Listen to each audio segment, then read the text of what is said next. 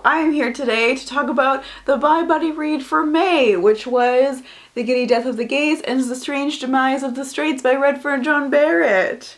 So before we get into this book, let's talk about why we were drawn to it. So firstly, let me read you a few lines from the back of the book. Caroline and her Dom live out their normal lives amongst the poverty, alcoholics, and street preachers of Swansea. But when Dom and his straight roommate fall in love, a passionate, secret, non-sexual love, their lives are transformed into a queer chaos of cross-dressing, gender-bending, and free love. Can religious fundamentalists be adopted as pets? And just what are the lesbians up to?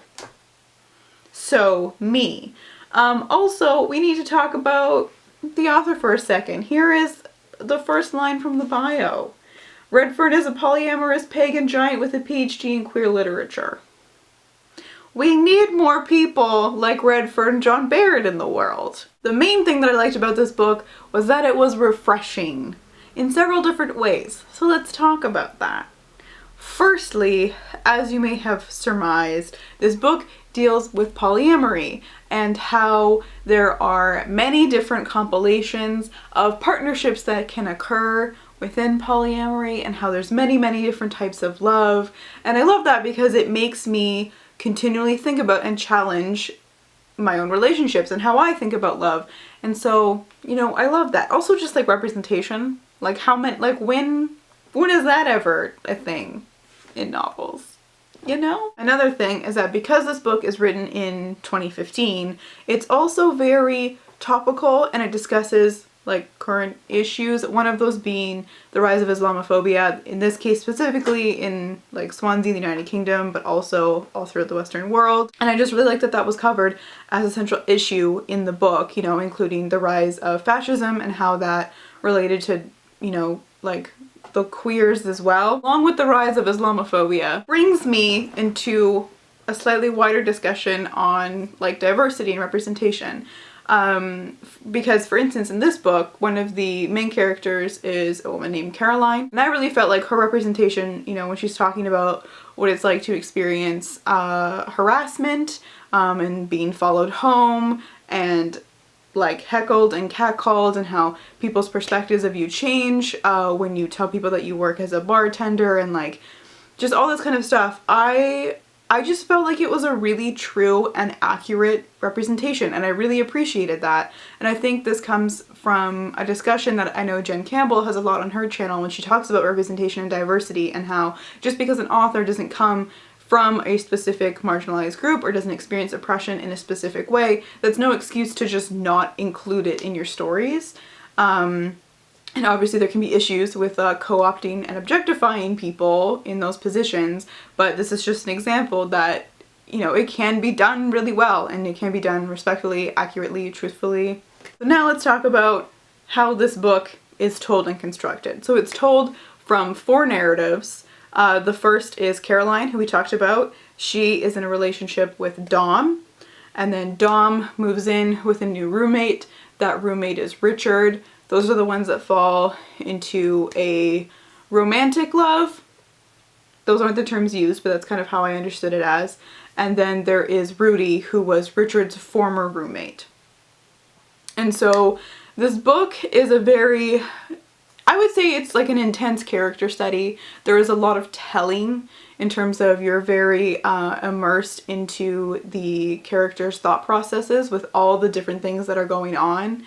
And I really enjoyed that. Like, that's the kind of book that I like reading. I know it's not everyone's thing, but I personally really liked listening to how the characters were articulating certain like social and cultural critiques, and also how they were dealing with their own emotions and feelings when they're dealing with the situation of Richard and Dom, and then how Caroline fits into that, and all this stuff was really enjoyable, and I really liked it. And that's a lot of what I like tabbed off and marked in my book. A lot of the stuff that I just highlighted was anything Rudy said, because he's fucking hilarious, and I feel like I'm like, that's me. Like whenever like his internal like monologue with himself, I'm like, yeah, I feel that. 2 other things that were refreshing about this book that came through with the characters was one, a recognition of ableist language. There's a part where Richard says something, I think it's in his first section, and he catches himself and he's like, no, I don't use ableist language. And I just thought that was really interesting because I feel like that's something that isn't talked about enough. Like the fact that when we say things like, oh, like my style is really like schizophrenic and like stuff like that, like that's really fucking ableist. And I feel like in academia that happens a lot too. Just like in our everyday lives when we throw out words like this, super ableist, and I feel like it's just not called out enough. So I thought that was really interesting that was included in this book because I haven't seen that anywhere else, really, unfortunately. Also, there was the use of the HIR and ZIE, SIE pronouns, her, sie, I think I'm saying that right. So that was really cool as well. The other thing about this book that I found enjoyable was that it is spliced with things that happen in the future. So you don't always like really kind of know what's going on with those chapters, but you do get a sense of like what's coming and what's going to happen, which I didn't mind. I kind of like that, like knowing what the story is moving towards. And it was interesting because there's this kind of like, I liked that it gave the author a chance to talk about how they thought, like what they thought the future was going to be like, in terms of like there was things like Cascadia was a thing and just the kind of like the work and the jobs and like the social political context that would be a thing. I thought that was interesting. So it's kind of this like pagan-y, queer, kind of not like steampunky, but like kind of like witchy futurism going on. I think that's cool. In conclusion, I would recommend this book.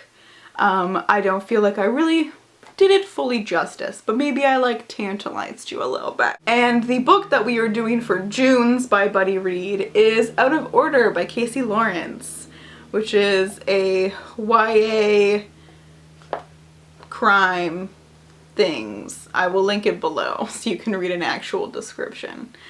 And if you would like, I will have a playlist linked of all the other by Buddy reads we've done thus far, which includes Written on the Body by Jeanette Winterson and She of the Mountains by Vivek Shraya. So that's that. Articulation is hard today. Maybe it's the lack of sleep and alcohol. Who knows?